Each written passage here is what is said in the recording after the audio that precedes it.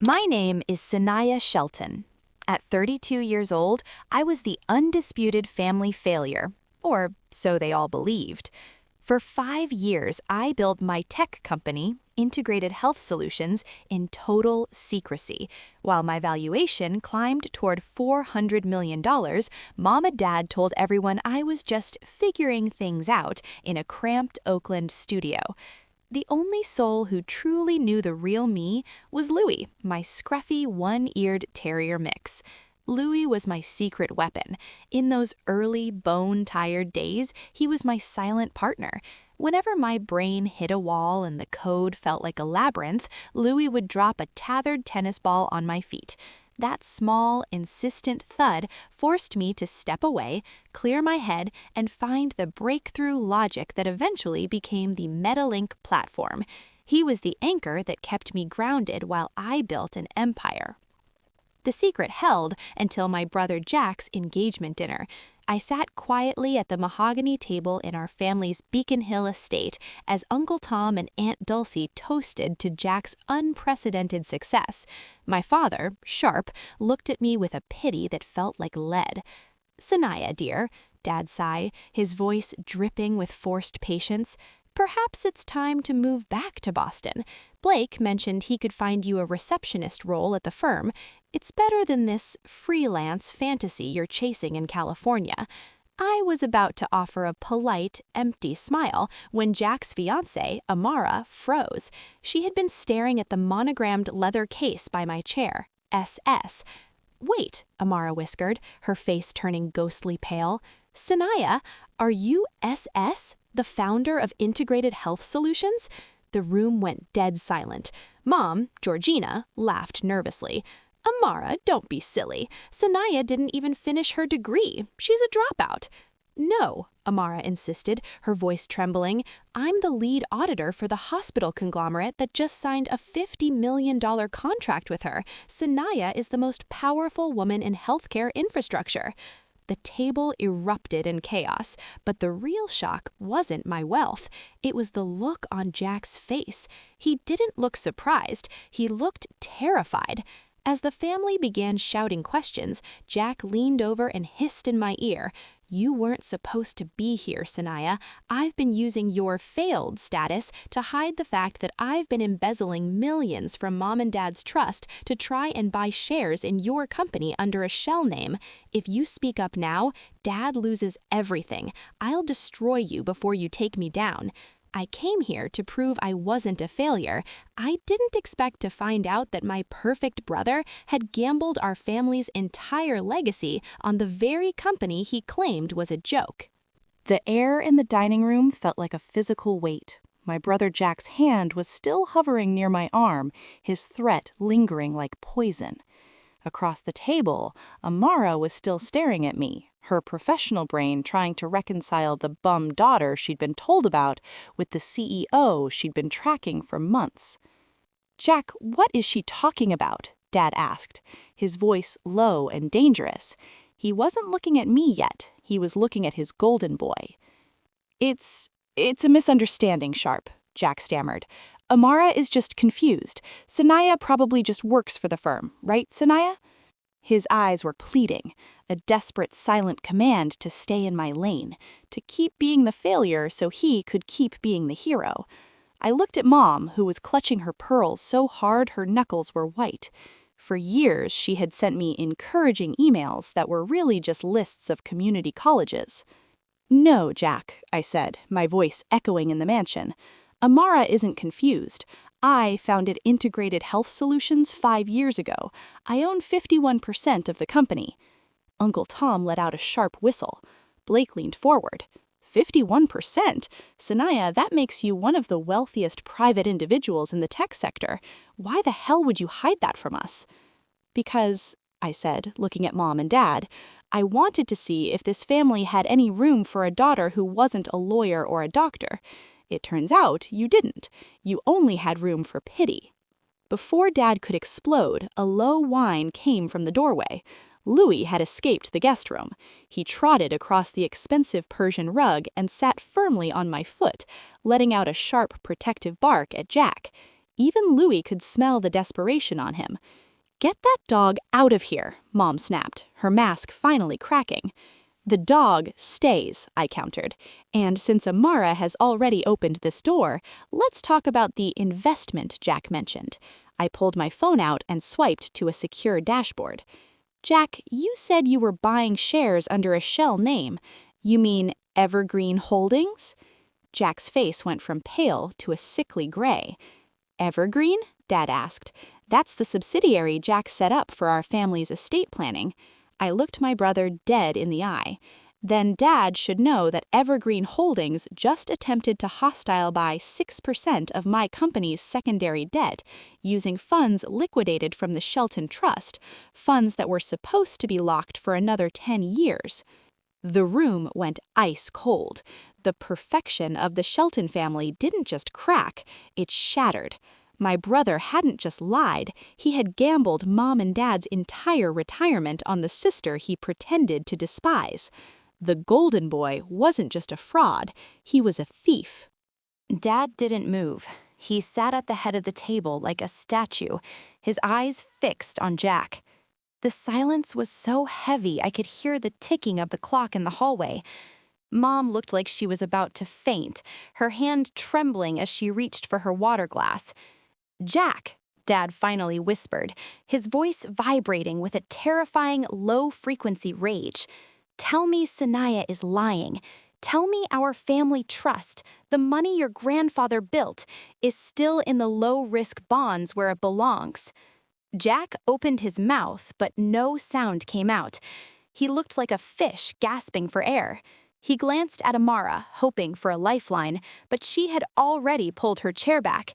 As a lead auditor, her instinct for self-preservation had kicked in. She wasn't just a fiancée anymore. She was a witness to a financial crime. It was a sure thing, Sharp," Jack finally choked out. "Sanaya's company was exploding. I thought if I could get us a piece of it before the IPO, I could double the family's net worth. I was doing it for us." "By stealing from us?" Mom shrieked, her social grace evaporated. "You made us sign those papers, Jack." "I didn't think she'd ever find out." Jack turned to me, his face twisting into a mask of pure resentment. You played us. You let us sit here for 5 years, thinking you were a failure, while you watched me struggle to keep this family's prestige alive." Louis let out a low, protective growl from my feet. He didn't like the way Jack was lunging toward me. I reached down and scratched his head, his rough fur grounding me. "I didn't play anyone, Jack," I said coldly. "You're the one who decided that if I wasn't a corporate lawyer, I wasn't worth talking to. You were so busy being the golden boy that you didn't notice the sister you were stepping on had built the ladder you were trying to climb." Dad finally looked at me, but for the first time there was no pity in his eyes. There was something much worse: desperation. "Sanaya," he said, his voice hollow, "if Jack used the trust to buy those shares, and those shares are tied up in a dispute, what happens to the money?" I looked at my father, the man who had told me an hour ago that I should be a receptionist. I looked at my father, the man who had told me an hour ago that I should be a receptionist. The shares were flagged by my legal team for suspected fraud. The funds are frozen by the SEC pending an investigation into Evergreen Holdings. As of 10 minutes ago, Dad, the Shelton Trust is effectively at zero. The gasp that came from Mom was punctuated by the sound of her crystal glass shattering on the floor. The sound of the shattering crystal seemed to echo forever in the high ceilings of the dining room. Mom stared at the shards on the rug, her face pale, as if her entire social standing was dissolving. Dad didn't even flinch. He was looking at Jack, and for the first time, I saw my father look truly old. "Zero?" Mom whispered. "Everything? The house? The Cape Cod property?" "The SEC doesn't care about our summer home, Georgina," I said, using her name for the first time. "They care about the fact that Jack used a shell company to bypass disclosure laws. They see a criminal, they don't see a Shelton." Jack suddenly lunged across the table, his face twisted in a snarl. "Sanaya, you did this. You flagged the transaction. You knew it was me and you chose to freeze the money." Louis didn't hesitate. Before Jack could get within 3 feet of me, the little terrier was up, standing on his hind legs against my chair, letting out a series of sharp, deafening barks. He wasn't just a pet, he was a barrier. Jack recoiled, nearly tripping over his own chair. "Sit down, Jack," commanded Blake. He looked at me, then at the dog. "He's right, isn't he? You flagged it because you saw a threat to your company. You didn't even know it was our family's money until tonight." "I saw an anonymous entity trying to bully my board," I replied, patting Louis's head. "I protect my employees and my shareholders. I don't care who the buyer is." Amara finally stood up. Her professional mask was back in place, but her eyes were cold. "I think I've seen enough. Jack, don't call me. I'm going to have to report this to my firm's compliance officer to protect my own license." She walked toward the foyer without looking back.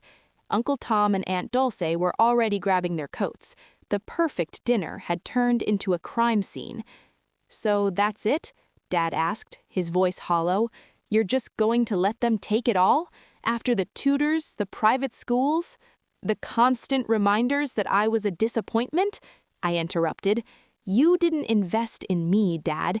You invested in the image of a perfect family. And Jack just sold that image for a chance to own the daughter you threw away." I stood up, signaling to Louis. "I'm going back to my hotel. My legal team will be in touch. Not as your daughter, but as the CEO of the company your son tried to defraud." Mom's voice was small and trembling. "Where are you going, Sanaya? This is your home." I paused at the threshold, looking back at the wreckage. "No, Georgina, this is a museum. My home is in California, with the only partner who never cared how much money I had in the bank." I looked down at Louis, and we walked out into the cold Boston night.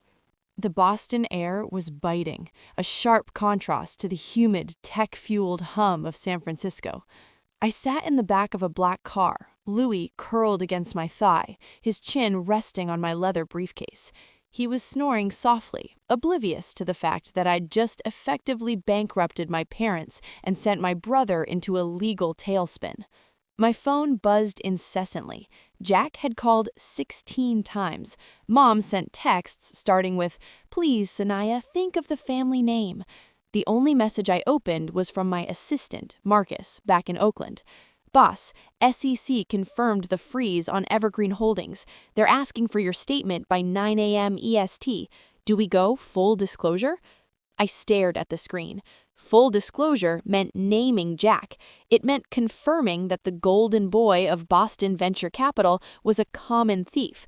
If I spoke, Jack would lose his license, his reputation, and likely his freedom. If I stayed quiet, I risked my own company's integrity. I looked down at Louis. He opened one eye and nudged my hand with his cold nose, his get over it nudge. He didn't care about the Shelton name. He cared about the truth. I typed back, "Full disclosure, no exceptions, send the wire logs to the feds." The car pulled up to the Liberty Hotel. A figure emerged from the shadows. It wasn't Jack or my father, it was Blake. He looked disheveled, his expensive tie loosened and his eyes bloodshot. "Sanaya," he said, his voice barely a whisper in the wind. "I just left the house. Dad is in his study with a bottle of scotch. Mom hasn't stopped crying, but that's not why I'm here." I tightened my grip on Louis's leash. "If you're here to ask for a loan, Blake, the answer is no." "I don't want your money," he snapped. "I'm here because of the third party, the one Jack didn't tell you about. He's an idiot, but he's not brave enough to embezzle millions on his own." I froze. What third party? Jack had a silent partner providing him with your internal growth projections and your private schedule, Blake said, stepping closer. Someone who knew exactly when you'd be vulnerable. I felt a chill that had nothing to do with the Boston winter.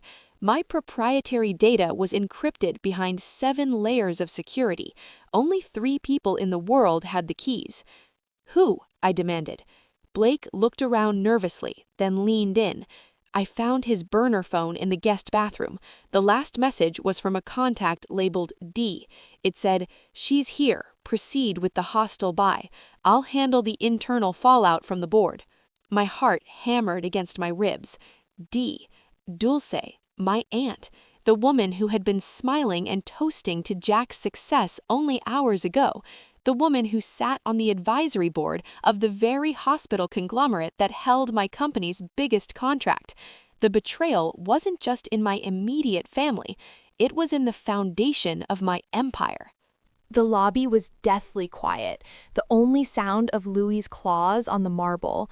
I stared at Blake, my mind racing through every confidential email and every supportive phone call I'd ever had with Aunt Dulce.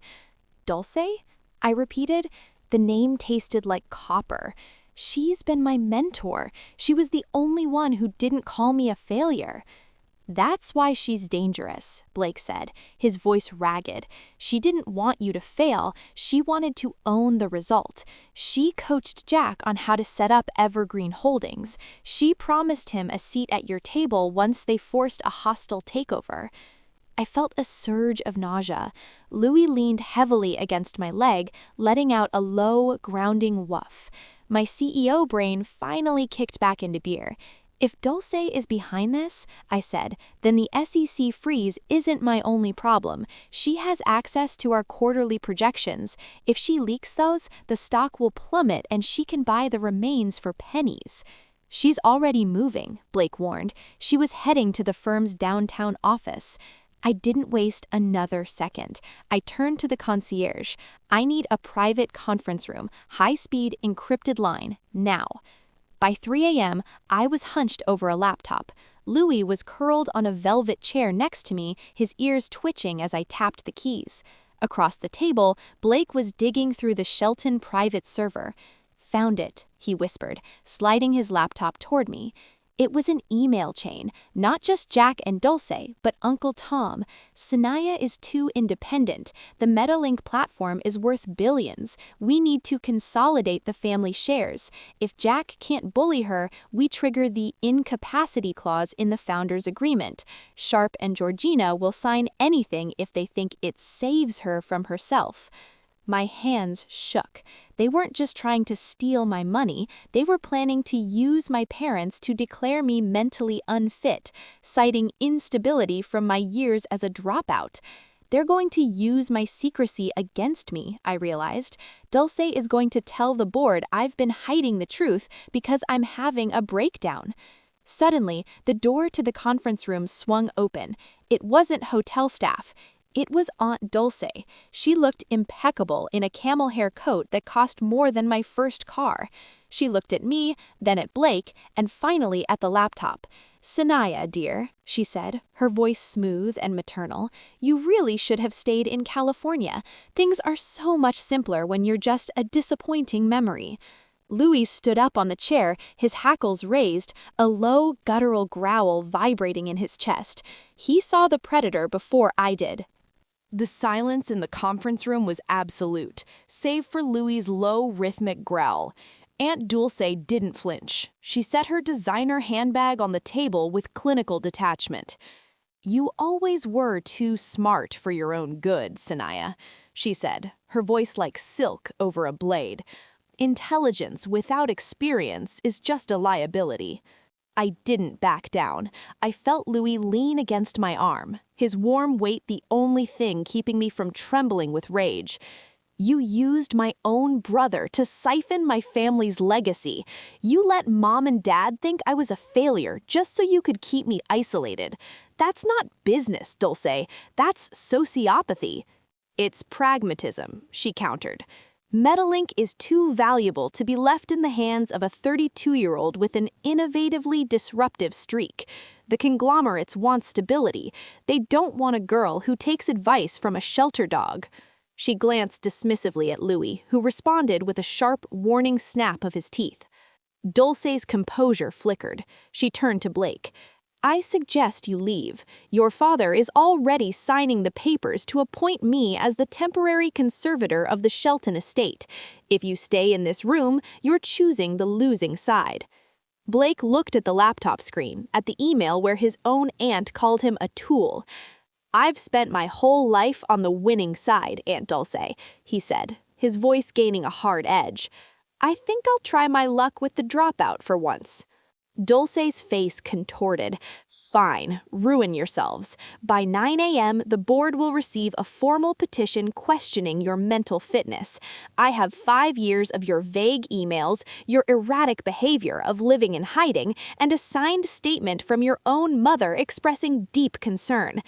"You manipulated Mom into signing that?" I whispered. Dulce smiled. "I gave her a choice, save the family name or watch you burn it down. She chose the name, she always does." She swept out of the room, leaving the scent of expensive perfume and betrayal. I collapsed into my chair. In the eyes of a terrified board, I was just a girl whose own mother thought she was losing her mind. Louis trotted over, resting his heavy head on my knee. He gave my hand a single rough lick. "You're right, Louis," I muttered. "We don't play by their rules. We rewrite the code." I looked at Blake. "We need to find Uncle Tom. If Dulce is the brain, Tom is the bank. If we can prove he's been laundering trust funds, the incapacity argument dies. You can't be a conservator from a federal prison cell." The clock on the conference room wall ticked toward 4 a.m. Outside, the Boston streets were beginning to stir, oblivious to the fact that the Shelton legacy was being dismantled piece by piece. "If Uncle Tom is the bank, he's a damn good one," Blake muttered. "He's been layering these transactions for years under consulting fees." I leaned over his shoulder, my mind clicking into the same analytical gear I used to build the Metalink architecture. "Look at the timestamps, Blake. Every time Mom sent me an email asking if I needed money, a wire transfer was triggered to a holding company called Cerulean Skies." "Cerulean Skies?" Blake frowned. "That's Tom's private offshore shell. He told Dad it was a tax haven for the grandchildren's education." "It's not a haven," I whispered. "It's a funnel. He's betting on my company to fail while using my family's money to profit from the crash." Suddenly, Louis let out a low, sharp boof. He was standing by the door, his ears swiveled toward the hallway. He didn't growl this time, he whimpered. A soft, hesitant knock followed. I pulled the door open to find Mom standing there. She looked like a ghost, her designer coat thrown over her pajamas. "Sanaya," she whispered, I couldn't sleep. Dulce came over. She said you were sick, honey. She said the stress of pretending to be a CEO had broken you, and if I didn't sign the papers, the state would take you away." "And you believed her, Mom?" I asked, the hurt resurfacing. "I didn't know what to believe," she sobbed. Louis trotted over and gently nudged her hand. For the first time, she actually touched him, her fingers burying into his scruffy fur. "But then I found this in Sharp's desk. I think Tom has been lying to all of us." She handed me the envelope. Inside were the original trust ledgers. They showed a direct link between the Shelton Trust and a series of private investigators hired to follow me in San Francisco. They've been tracking me for 3 years, I realized. They waited until the valuation hit $300 million to trigger the failure narrative. They wanted me to feel so isolated that I'd sign over the voting rights just to feel loved again. I looked at Mom. "You were the bait, Mom. They used your worry to build a cage." She looked at Blake. "What do we do? Dulce is calling an emergency board meeting for 8 a.m. I looked at the clock. 4 hours left. "We don't go to the board," I said, a predatory smile touching my lips. "We go to the bank. Blake, call Jack. Tell him if he wants to stay out of a jumpsuit, he needs to give us the password to Cerulean Sky's back end, now." The tension in the conference room was thick enough to choke on. Blake was on the phone, his voice a low, frantic hiss. Mom sat in the corner, her hand resting on Louis's head. The dog didn't move. He stayed anchored to her side, his calm energy the only thing keeping her from another breakdown. Jack, listen to me, Blake shouted into the receiver. The SEC already has the wire logs. Sanaya didn't blink. Your only chance to avoid 20 years is to give us the master key to cerulean skies. Use it or rot. There was a long silence, then a muffled sob. A moment later, a string of alphanumeric characters popped up on the screen. I've got it, I whispered. The cerulean skies dashboard opened like a dark flower. Uncle Tom hadn't just been stealing, he'd been betting against my company's clinical trials. He was using insider information from Aunt Dulce to short my stock, hoping a single scandal would trigger a sell-off that would leave him with billions. He's waiting for the 8 a.m. board meeting, I realized. The moment Dulce announces I'm incapacitated, the market panics. He buys the dip and consolidates total control.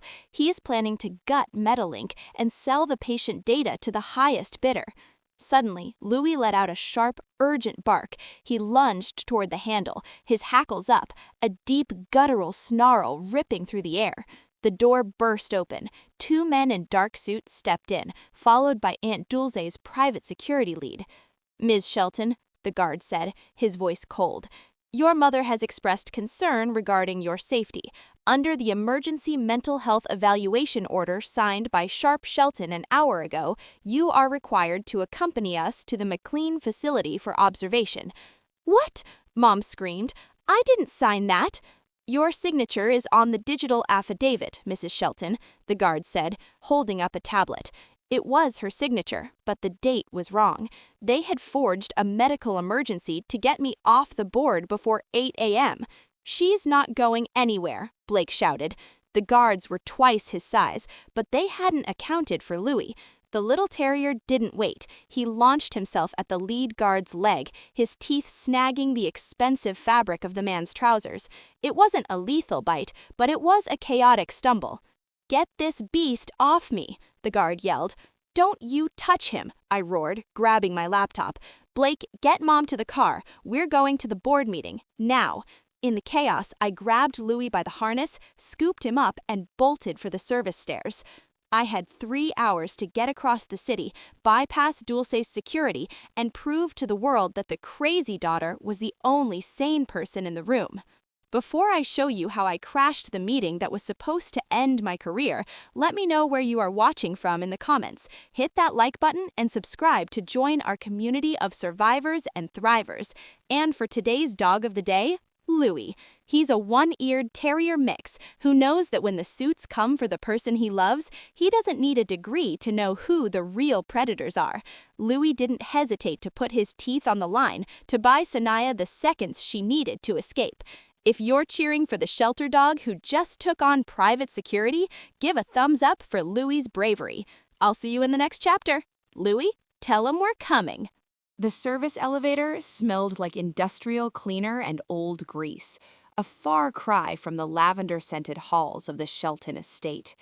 I stood pressed against the corner, clutching my laptop to my chest like a lifeline. Louis was tucked under my arm, his heart racing against my ribs, but his eyes were sharp. He knew we were in a race. Mom was shaking, her hand gripping Blake's sleeve. They forged my name, Sanaya, she whispered. How could Sharp let them do this to you? How could he let Dulce treat you like a criminal? Because Dad is terrified of looking weak, I said.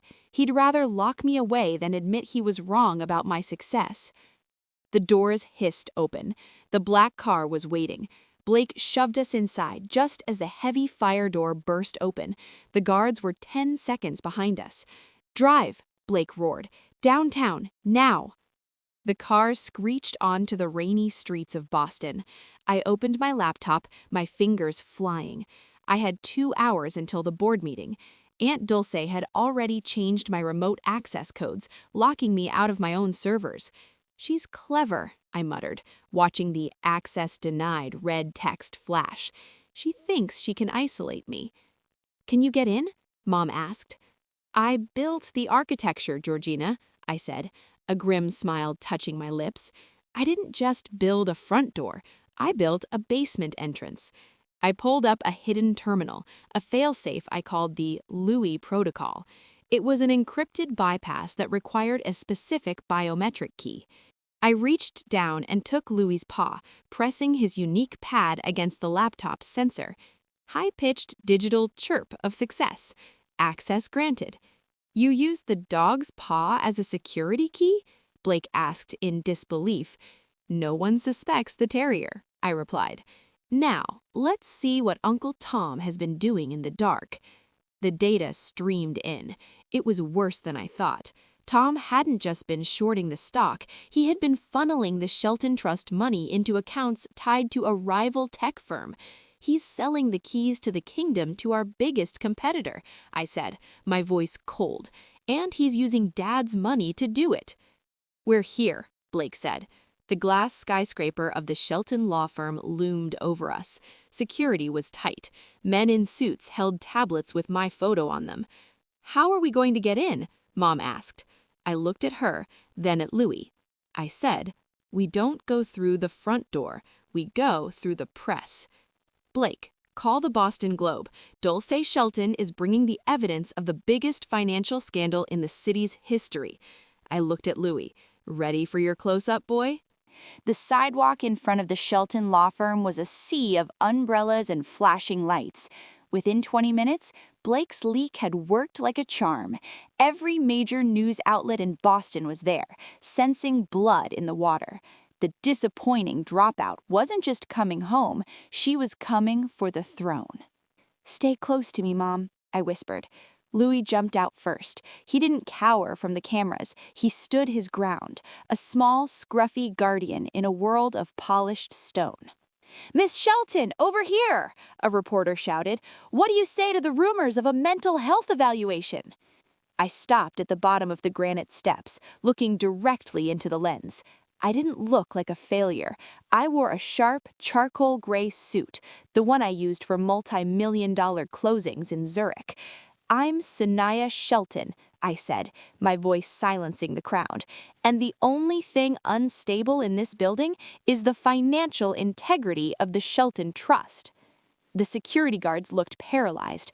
They had orders to quietly intercept a disturbed woman, not a CEO in front of a live news feed. Let her through, Mom commanded, her old spine returning, unless you'd like to explain to the police why you're obstructing a private citizen.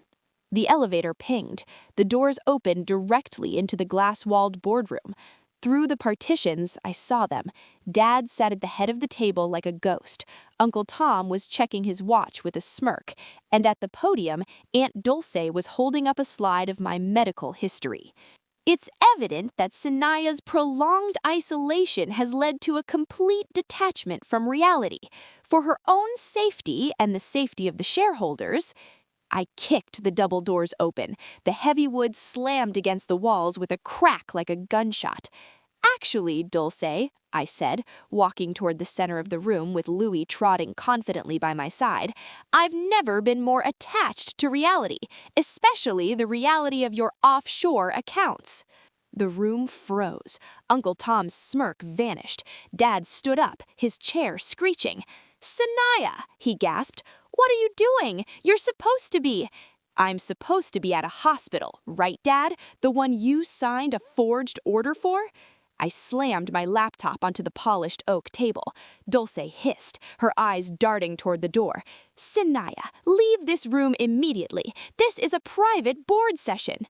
I looked her dead in the eye, the power of 5 years of secrecy fueling every word. I am the board, and I'm calling this meeting to order.